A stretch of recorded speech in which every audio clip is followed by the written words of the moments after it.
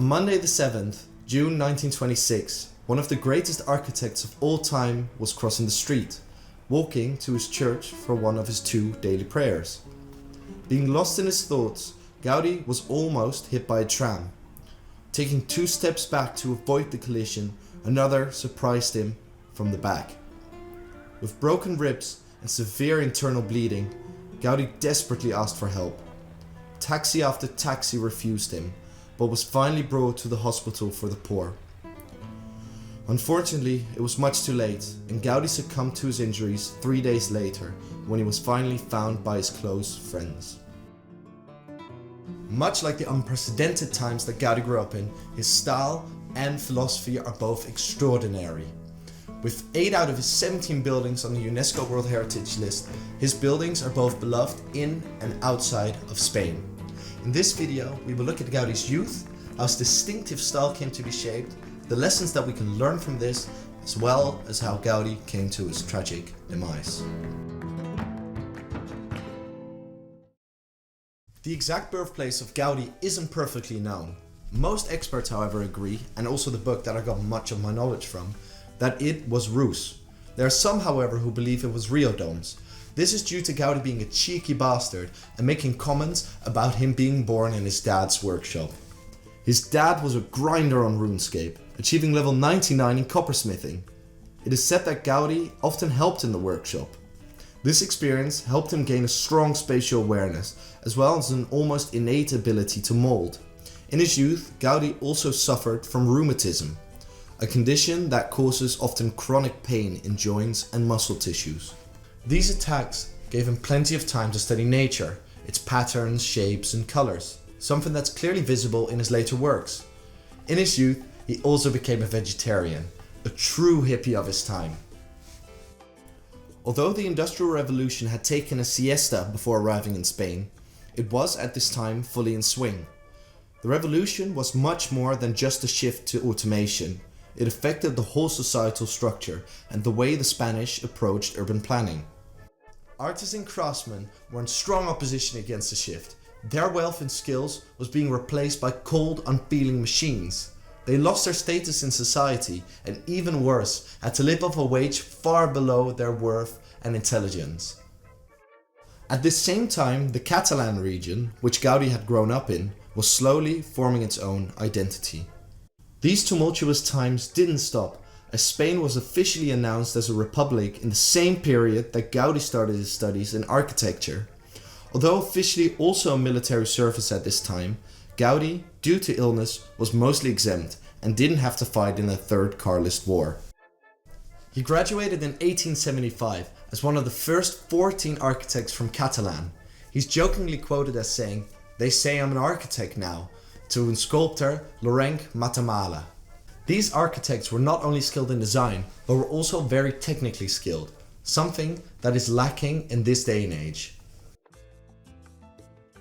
His style started forming from a very young age. Not only did his dad's work and rheumatism contribute to his philosophy, but his religious and political beliefs affected his style immensely. Coming from humble beginnings, he could almost be described as a man of the people. He was opposed to the bourgeoisie and conservatism and wanted to reshape society. His projects were some of the only ones to get funding from the working classes. He went to church twice a day and once almost died from fasting for too long.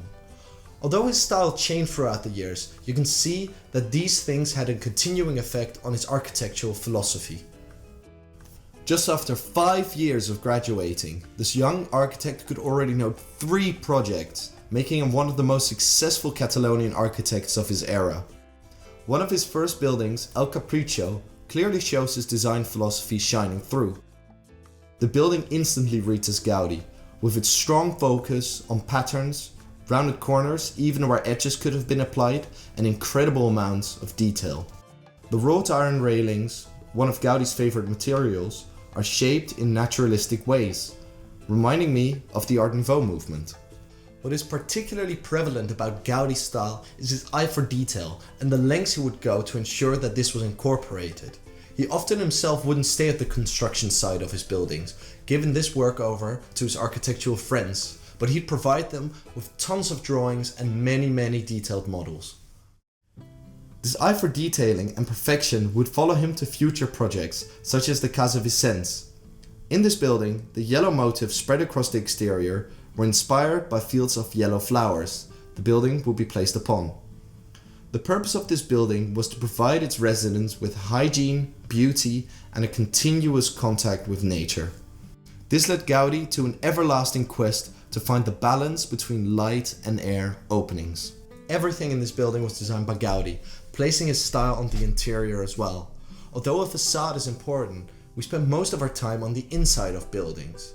Here, his focus on patterns and detailing can be clearly seen again, all inspired by nature. The complex was surrounded by 3 gardens, connecting the building further with nature and even providing the residents with fruit. Although his fundamental principles stayed the same, Gaudi's style did change throughout the times. His later buildings were becoming more and more unique, especially the larger shapes of these structures became more organic. This shift can be seen in the Cripta de Colonia Güell, which looks more like a cave from both the outside as well as the inside.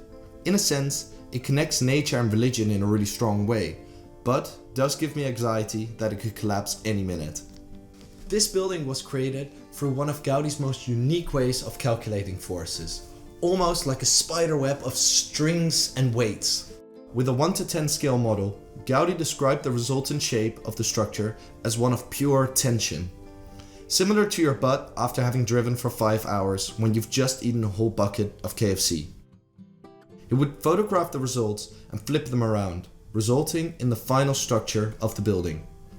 Pretty genius, especially considering that civil engineers nowadays only use computers and basically learn the fundamentals through equations. Another building that shows its emphasis on organic shapes increasing is the Casa Mila, which took inspiration from Inception with a facade looking like a standing ocean. Gaudi was unusually fixated on the construction of this building, ensuring that all blocks of cement would perfectly link with the one next to it. This building interestingly lacked religious symbolism due to an anarchist and atheistic movement at the time. This caused the client to have concerns about riots. Gaudi's eye for detail is incredibly apparent, designing everything from the door handles to the wooden elements of the elevator. Here again, he created a 1 to 10 model, which is super important when you're creating such complicated structures. A lot of the furniture was also created by Gaudi.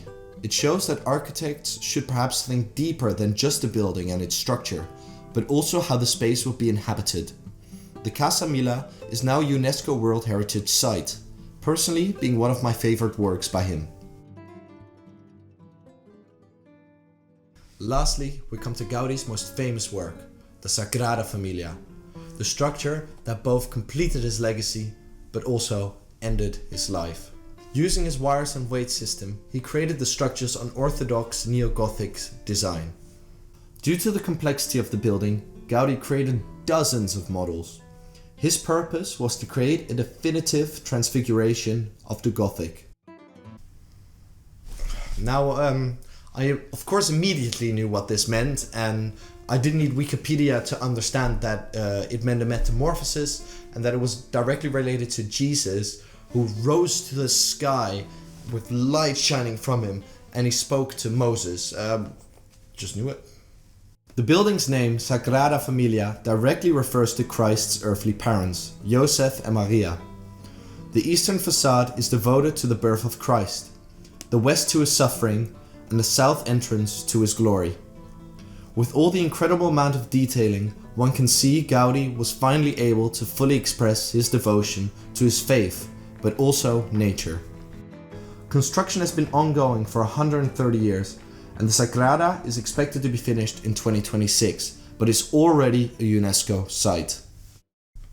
Although the Sagrada de Familia was Gaudi's greatest work, it put an immense strain on him, both physically and mentally. He would only leave his workshop 1 day a week, on a Sunday morning, where he'd talk to aspiring architects, and of course he would go to his place of worship twice a day. He moved to the construction site of the Sagrada Familia and spent 6 days a week drawing and making models. With no children or much family left, his appearance and lifestyle fell into a state of decay. He walked around in shabby clothing and wouldn't carry identification documentation with him. His pursuit of perfection, and in particularly his focus on making this final message to the world the greatest thing that it could possibly be, turned out to be his death when he got hit by that tram that Monday morning. His funeral was attended by a huge crowd, and it seemed only fitting that the most beautiful structure Gaudi created in his life would also become his final resting place.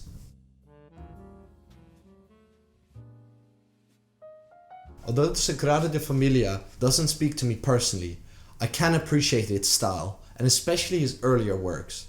His innovative charm in using older builder materials, the cultural background of the area, and religious symbolism is something that speaks to me a great amount, and are lessons to be learned by all architects. I personally believe that much of today's architecture is too concerned with form and material choices not related to our histories. Gaudi was a staunch Catalonian nationalist, and his works were expressions of his pride for his home. Now, one of course shouldn't have to start waving their national flag or get boners for building big walls to be a good architect, but understanding one's cultural heritage, understanding the techniques of the area, appreciating building styles of the past can help you create a frame of reference to work within, so that the building that you create fits in the narrative that it's been placed within. The most important lesson that I have learned from Gaudi is that although devotion to work is the most important thing to becoming one of the greats, one's health should always come on first place. Thank you very much for watching my first ever architectural video on this channel. Although I still have a lot to learn in terms of writing scripts, setting up my stage and editing, I'm incredibly happy I made this video, and I'm excited to see what the future will bring. Get a chance to get one of the original drawings for this video sent to you by subscribing to my Patreon. This will also give you access to the posters I created for each video with all the interesting facts, lessons, and other information displayed upon it. Subscribe for my next video, where I will look at the rise, fall, and potential rise again of one of the Netherlands' greatest coastlines. You can stalk my personal and professional life in the description down below, and I want to thank you for watching and have a wonderful day.